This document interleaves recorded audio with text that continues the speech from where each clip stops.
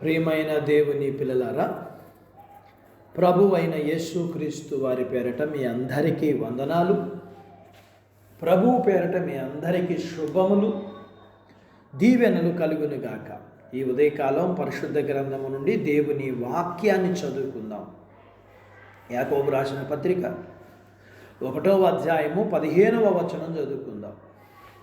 దురాశ గర్భము ధరించి పాపము కనగా పాపము పరిపక్వమై మరణమును కనును.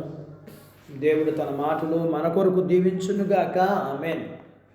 ప్రియమైన దేవుని పిల్లలారా, ఈ భూమి మీద మనుషులతో పాటు అనేక జీవరాశులు జీవిస్తుంటాయి. వాటిలో మనకు కనిపించేవి పక్షులు, జంతువులు. వాటికి ఆహారం తప్ప ఇంకేవీ అవసరం లేదు. ఆకలైనప్పుడు ఆహారం గురించి ఆలోచించు. ఏ జంతువు అయినా, ఏ పక్షి అయినా ఆకలి వేసినప్పుడు పిండి వంటలు తినాలా, బిర్యానీ తినాలా కోరుకోవు. మాంసం తినే క్రూరమృగాలైతే ఆకలి వేసినప్పుడు వాటికి ఏ జంతువు కనిపిస్తే వాటిని చంపుకు తింటాయి తప్ప నాకు జింక మాంసం కావాలి, ఇంకేదో మాంసం కావాలని భీష్మించుకొని కూర్చోవు.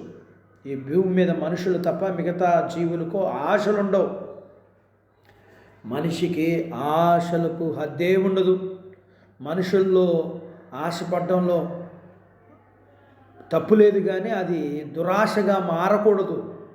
మనం ఆశించినది దేవుని ద్వారా సక్రమమైన మార్గములో కాకుండా అక్రమమైన మార్గములో పొందాలనే క్రమములోను, మరియు ఆశించేవి ఆత్మ సంబంధమైనవి కాక శరీర సంబంధమైనప్పుడు మనకి ఆశ దురాశగా మారుతుంది. మనకు అవసరం లేని వాటిని ఆశించడం దురాశ అవుతుంది. దావీదు అనేక మంది భార్యలు ఉన్న దురాశతో ఊరియా భార్యను ఆశించి దేవుని శిక్షకు గురయ్యాడు. ఈ లోకాశలకు మనల్ని దురాశలో పడేస్తాయి. దురాశ ద్వారా పాపం ద్వారా మరణం వస్తుంది. ఏదేని తోటలో ఆదాము అవ్వలు తినడానికి అనేక రకమైన పండ్లు ఉన్న దురాశతో దేవుడు తినవద్దన్న చెప్పిన మంచి చెడ్లు తెలివినిచ్చు పండు తిని మరణాన్ని కొని తెచ్చుకున్నాడు. ఈ లోకంలో మనుషులు అవసరాల నిమిత్తం ధనం అవసరం కాబట్టి ఎక్కువ ధనం విషయంలోనే దురాశ కలుగుతుంది.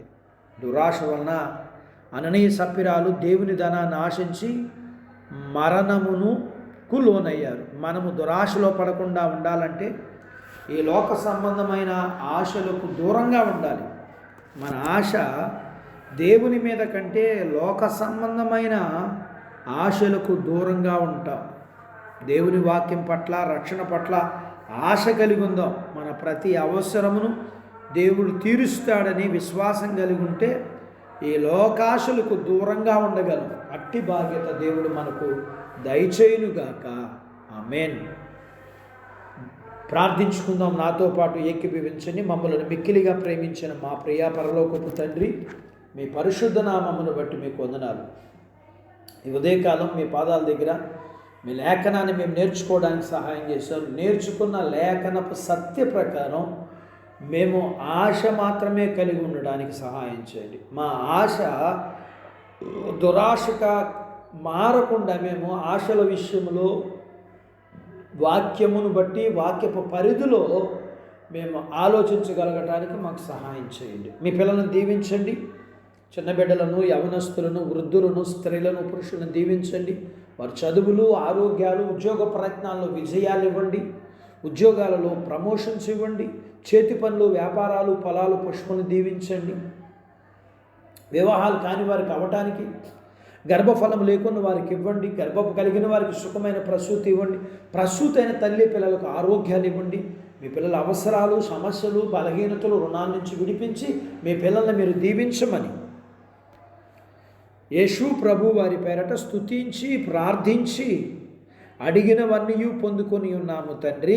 ఆమేన్. దేవుడు మిమ్మల్ని దీవించునుగాక. ఆమేన్.